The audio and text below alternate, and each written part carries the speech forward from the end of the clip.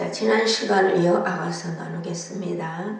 자, 지난 시간에 우리는 내 사랑아 이렇게 부르시고 나를 향하여 아름답다 하시는 사랑의 말씀을 세밀하게 살펴보았습니다. 주님을 향한 갈망 분명히 있었고 찾고 기다린 모든 시간 분명히 있었습니다.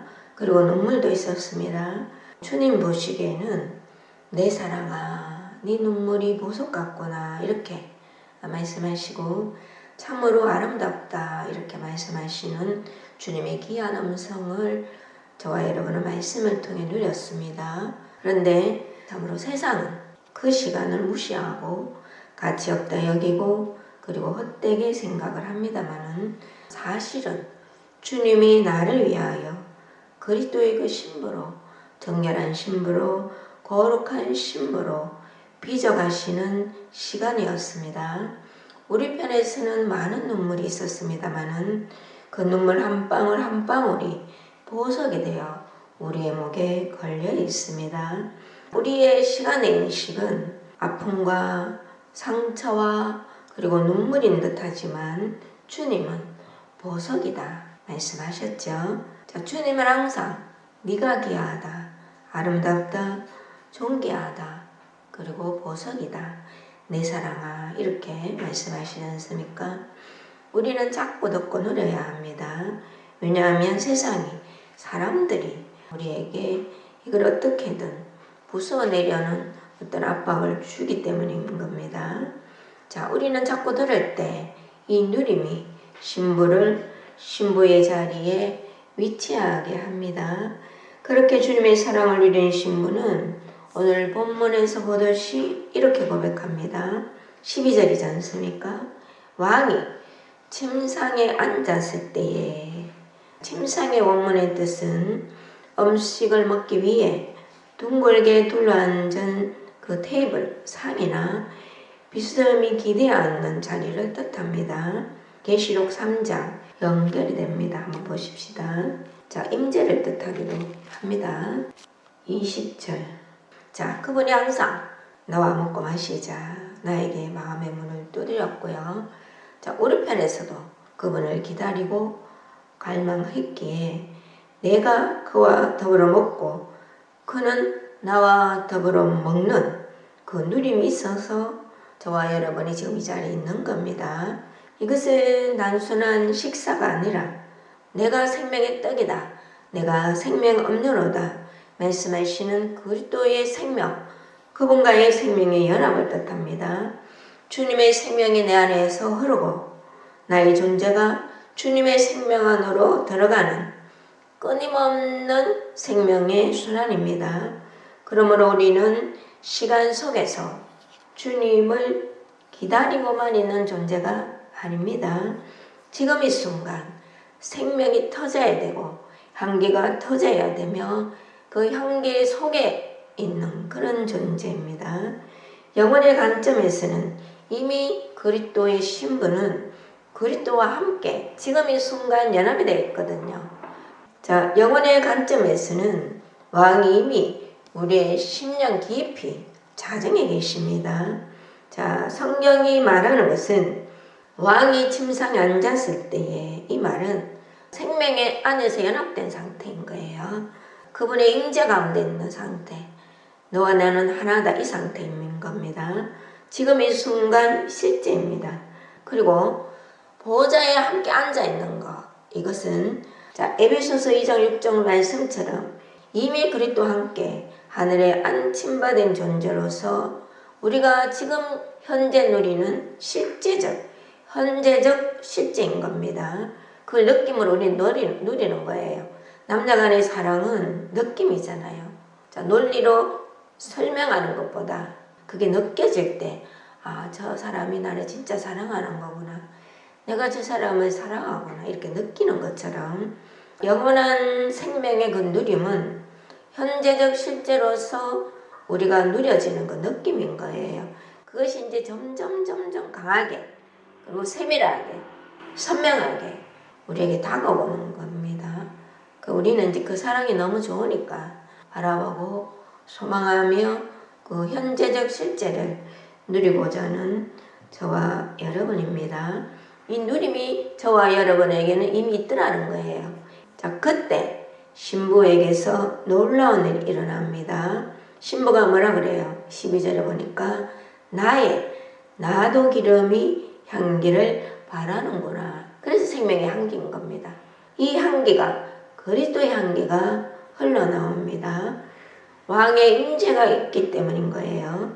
우리가 시간 안에서 흘린 눈물, 그리고 기다림의 시간, 갈망하며 주님을 찾았던 순간들, 이 모든 것이 주님 안에서 향유로 축적되어 있다가 때가 되면 왕의 임재 앞에서는 향기로 이렇게 터져 나오는 거예요. 그래서 이제 13절에 보니까 나의 사랑하는 자는 이렇게 부르고 있어요. 여기서 이제 시선이 중요합니다. 자, 여인이 말하잖아요. 신분 차이가 분명히 있음에도 불구하고 사랑하는 관계에서는 그게 없다 그랬죠. 왕이 아니라 나의 사랑하는 자입니다. 주어가 나예요. 나의 사랑하는 자. 자, 이건 단순히 호칭의 변화가 아니라 내 안에서 깊이 경험이 되는 주님이 누려지기 때문에 나의 사랑하는 자, 이렇게 그렇게 말할 수 있는 겁니다. 그리고 내 품 가운데 이렇게 하잖아. 이 표현은 굉장히 깊습니다. 품은 가장 가까운 자리, 보호와 안식의 자리, 생명으로 하나 되어 연합된 감각이에요. 감각이 탁 터지는 그 순간 황홀하다, 경이롭다, 말로 표현이 안 된다, 이렇게 우리는 표현을 하고 있지 않습니까? 주님이 멀리 계신 분이 아니라 내 가장 깊은 심령 중심에 안겨 계신 분이라는 고백인 거예요. 내 품이라고 하잖아. 내 품. 내 품 가운데 모략 향 주머니요. 이 모략이라는 이 향은 성경 전체에서 죽음과 생명이 교차하는 지점에 등장을 합니다. 아주 독특한 물질이에요. 자, 신부의 품에 있는 모략. 이 모략은 상처 입은 그리스도, 즉 십자가를 의미합니다. 십자가가 없는데 저와 여러분이 어떻게 있겠습니까? 자, 모략은 예수 그리스도의 그 지상 생애의 시작과 끝을 관통하는 물질입니다. 이제 동방 박사들이 아기 예수가 태어났을 때 그 드린 예물 중에도 보면 모략이 있었습니다.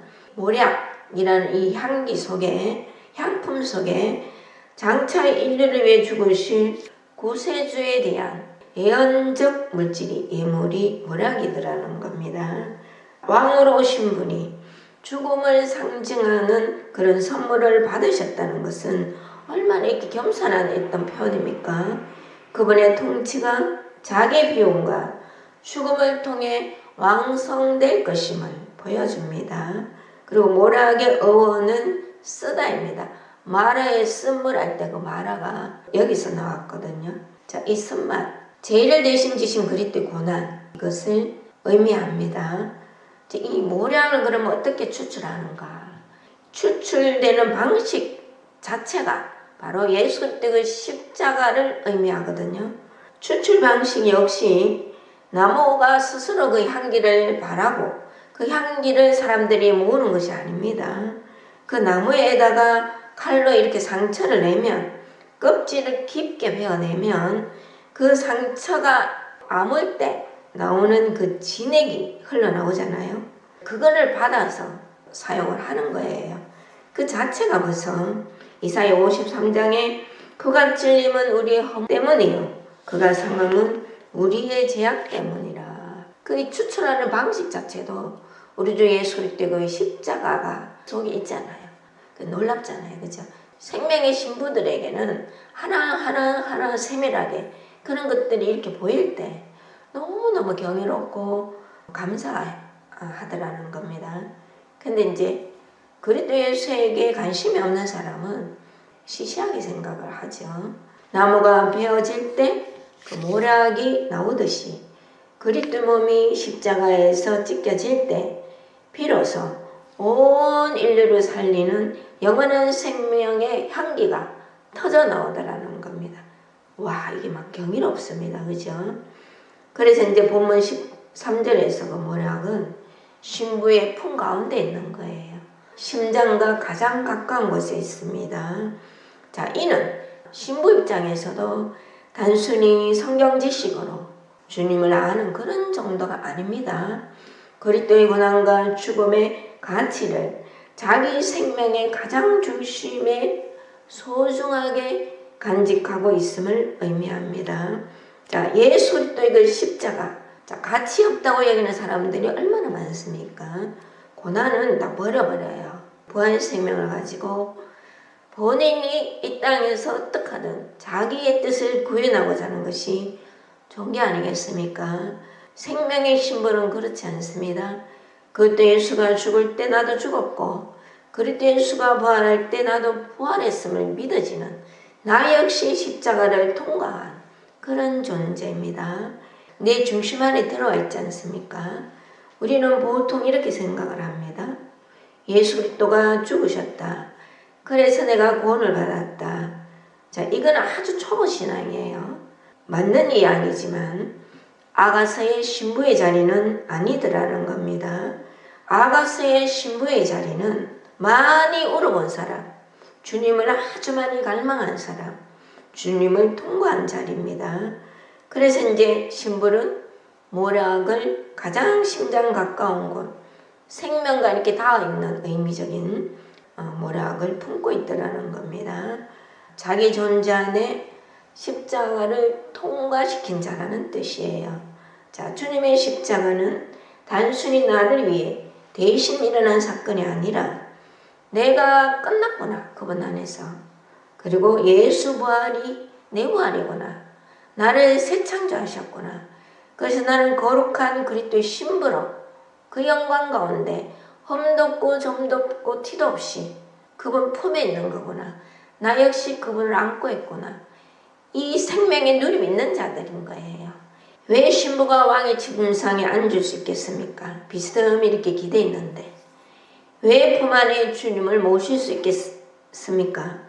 그리고 왜 향기가 나겠습니까, 여러분? 모략 향기에 대하여 제가 풀어줬잖아요. 죽음을 통과했기 때문입니다. 예수 부활, 내 부활, 부활 생명이 나타났기 때문인 거예요. 부활 생명이 아니고서는, 생명의 성량이 아니고서는 우리가 무슨 이유로 내가 그리스도의 산에서 연합된 존재구나 이게 알아지겠습니까? 그리고 누려지겠습니까? 향기가 터지듯 그분의 사랑에 감격하여 내 눈물이 터지겠습니까? 오직 부활 생명 안에 내가 있고 그분 안에 있기 때문인 것이고 나 역시 모략을 품듯 그리스도 예수를 품었기 때문인 거예요. 그래서 이제 향기가 이렇게 터지는 거야. 그리스도 향기가 이렇게 터져 나오는 겁니다. 그래서 이제 14절 여인의 고백이 이어지잖아요. 나의 사랑하는 자, 나의 사랑하는 자, 주어가 나입니다. 나의 사랑하는 자는 내게 엔게디 포도원의 고멜을 화로구나 이렇게 고백을 하고 있습니다. 우리가 이제 보다시피 나의 사랑하는 자 반복이 됩니다. 다시 반복이 되지 않습니까? 13절에는 왕이었어요. 그런데 14절부터는 나의 사랑하는 자입니다. 이건 계속 강조가 됩니다. 어떻게 이 신부가 설람미 여인이 그 당시 왕이었던 솔로몬을 향하여 나의 사랑하는 자 이렇게 고백을 할 수 있겠습니까? 지혜를 막론하고 신문을 막론하고 그 사랑을 누렸기 때문인 거예요. 바로 저와 여러분 이야기인 겁니다. 주님은 신부에게 바라보는 대상이 아니라 지금 이 순간 생명으로 연합됨을 누려서인 겁니다. 말씀하심을 이렇게 받아들이는 거. 그 못 받아들이는 이유가 내 생각 때문인 거예요. 내 감정 때문에. 내가 세상을 판단하는 그것 때문에. 생명이 처리해 주셔야 합니다. 그리고 이제 여기 엔게디가 뭘까요? 엔게디. 이 광야 한가운데 있는 오아시스입니다.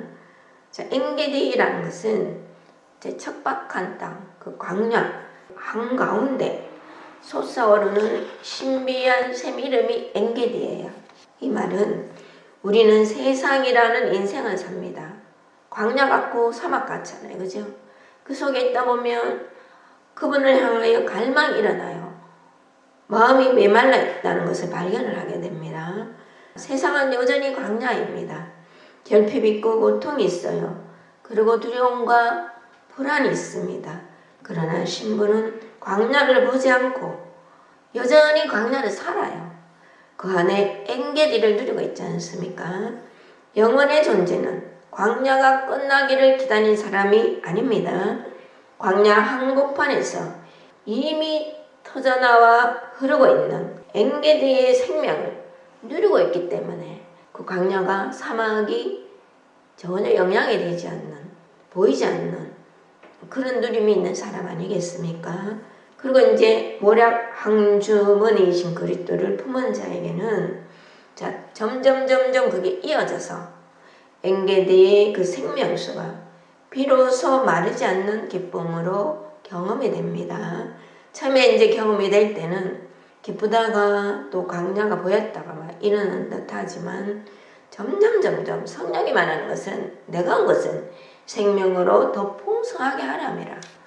이 생명의 진보와 생명의 확장은 그분의 뜻이에요. 자, 사람은 환경이 변하기를 원합니다. 근데 성경을 보면 상황이 변해서 생명이 흐르는 것이 아니라 이 존재가 내가 누구인지 알았기 때문에 존재가 변했기 때문에 어디서든지 생명은 계속 흐르더라는 겁니다. 고멜과 송이라고 표현을 하고 있잖아요. 확장된 생명, 흘러나오는 향기, 이게 하나가 아니라 송이는 포도송이를 보듯이 여러 개 달렸잖아. 셀 수도 없이. 그게 풍성함을 의미하고 연속성을 의미하고 그리고 넘침을 의미하는 것이 고멜화송이라는 단어가 주는 영적인 의미입니다. 누려지시기를 주 예수 그리스도 이름으로 축복합니다. 자, 이어서 그 사랑을 알아봤기 때문에 그 신랑의 그 사랑, 그 망극한 사랑, 고귀한 사랑, 온전한 사랑, 그리고 순전한 사랑, 겸손한 사랑, 그의 온유한 사랑, 그 사랑을 이 신부가 알아들었기 때문에 신부의 고백에 이어서 신랑의 음성이 다시 들리는 거예요. 자, 아까는 신부의 고백이었는데 주님의 선언이 다시 임하잖아요. 15절에 내 사랑아 이렇게 여러분을 향해 지금 부르고 있는 겁니다. 자, 우리 세상을 산다 그랬잖아요. 사막과 그런 광야라는 뜻이지 않습니까?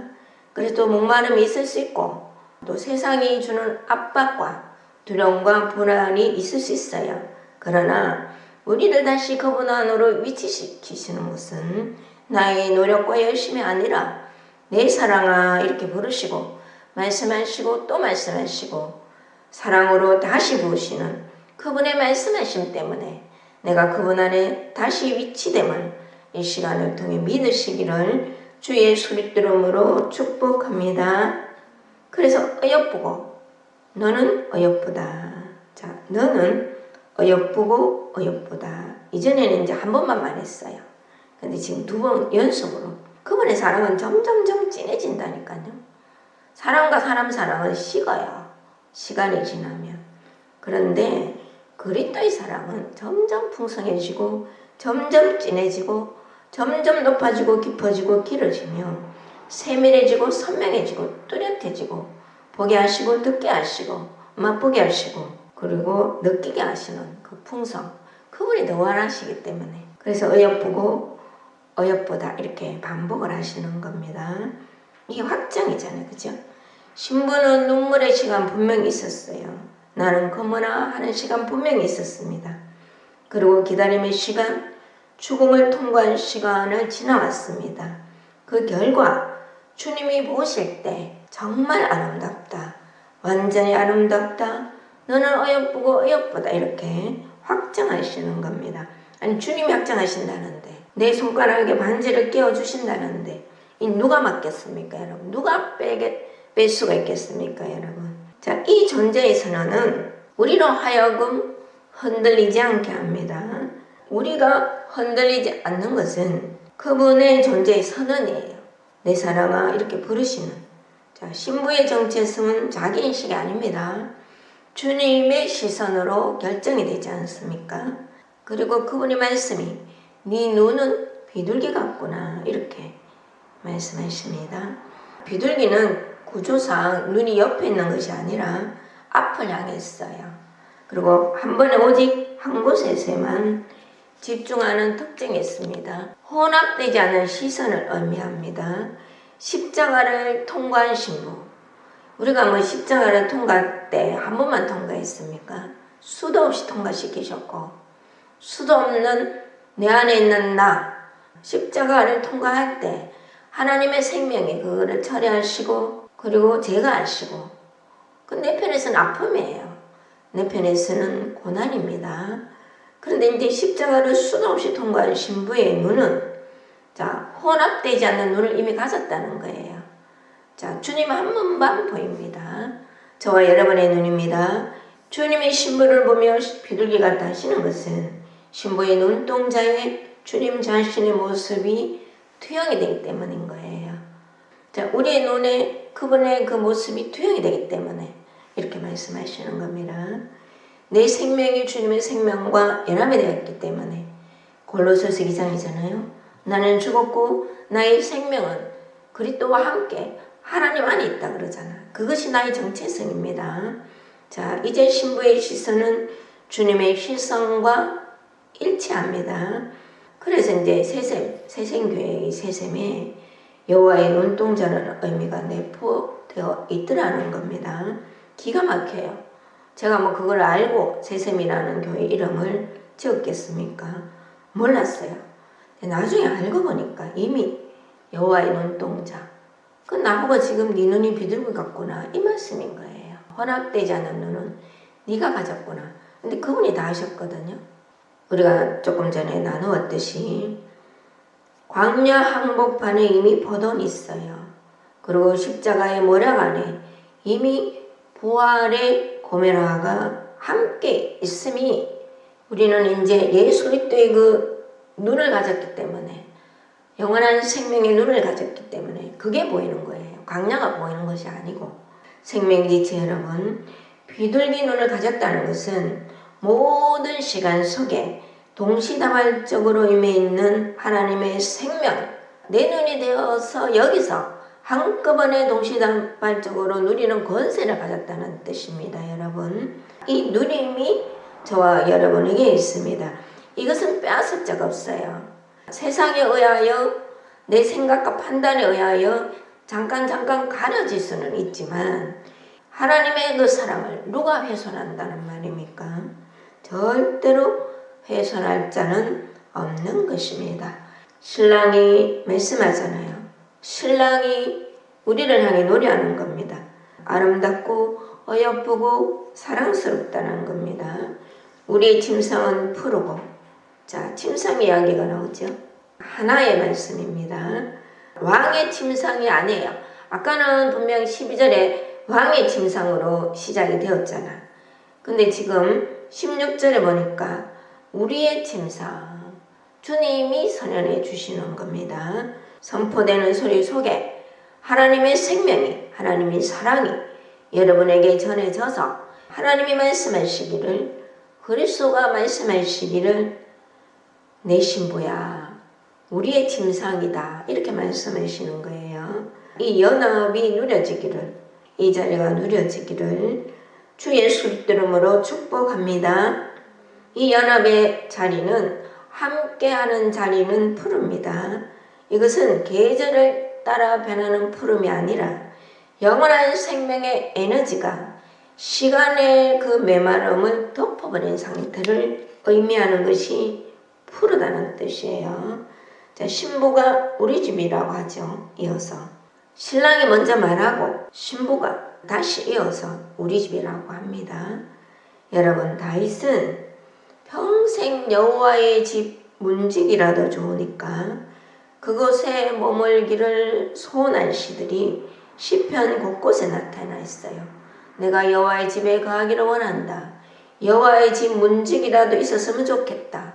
너무 좋기 때문인 거예요. 하나님의 그 집이. 그런데 오늘 우리에게 주신 복음은 무엇입니까? 우리가 바로 그 여호와의 집이라는 것이에요. 집 자체가 되었다는 겁니다. 아가스의 신부가 노래하는 우리 집은 주님의 생명으로 복음 때문에 그분이 내 안에 들어오셨기 때문에 내가 그분의 집이 되고 그분이 나의 집이 되어 하나를 이룬 것, 그것을 오늘 성경은 우리 집이라고 표현을 하는 겁니다. 나라는 존재가 바로 백향목 들보가 세워진 하나님의 거처인 거예요. 솔로몬이 이제 성전을 지을 때 가장 좋은 거, 가장 좋은 재료가 바로 백향목이거든요. 우리 집은 백향목과 잣나무라고 말하는 것은 신부가 성전의 재료로 완전히 그렇게 재편되었음을 선언하는 겁니다. 우리의 눈물, 우리의 기다림, 우리의 기도, 우리의 갈망, 이것이 성전의 재료가 되었다는 소리입니다. 가장 고귀한 그런 재료가 이미 되어 있더라는 겁니다. 우리는 이제 보통 시간의 어떤 신앙생활을 이렇게 나누어 생각을 합니다. 나는 나, 주님은 주님. 그래서 이제 주님의 집에 내가 들어간다. 내 마음에 주님이 오신다. 우리는 이렇게 생각을 합니다. 그런데 여기서는 이제 아가서에서는 다르잖아요. 우리 집입니다. 한 생명으로 엮여진 상태. 그러나 내 의식은 뚜렷이 그 안에 있습니다. 사랑하는 생명의 지체 여러분, 오늘 주신 생명의 말씀으로 보듯이 우리는 이미 왕의 침상에 함께 앉은 자입니다. 이미 생명의 향기를 품은 자입니다. 우리는 향기를 내려 애쓰는 존재가 아닙니다. 왕이 임하시면 저절로 향기가 흘러나오는 그런 연합된 존재입니다. 내 사랑아, 너는 어여쁘고 어여쁘다. 이 음성이 여러분을 향한 그리스도의 음성입니다. 이미 그분과 하나 되어 우리 집이 됐잖아요. 우리 집. 그리고 여러분 안에 왕이 계십니다. 여러분 안에 생명이 흐르고 있습니다. 이 왕이라는 것은 주권과 통치 속에 모든 만물이 있듯이 그 생명의 흐름 안에 그분 안에 있기에, 그분과 연합 속에 있기에 여러분은 여러분 안에 스스로 향기를 발할 수 있는 존재입니다. 늘 누려지시고 내가 누려지지 않는 그 시간조차 보석이라 하시잖아요. 나는 분명히 이게 무슨 배설물 같아. 나의 어떤 실수 같잖아. 근데 주님 보시기에는 그렇게 보지 않는다는 소리입니다, 여러분. 아니 뭐 타고난 내가 내놔봐야 뭘 잘 내놓겠어요. 하나님을 바라고 소망하고 기다리고 그분을 향하는 그 모든 것이 주님 보시기에는 보석이며 성전의 재료가 된다는 사실을 더욱더 아셔서 그 한계와 실수를 경험하는 그 시간조차 나의 인식이잖아요. 영혼의 인식은 그게 아니잖아요. 근데 내 인식이 드는 건 어쩔 수 없잖아. 그러나 그 시간조차 보석이 되는 순간이구나. 재료가 되는 순간이구나.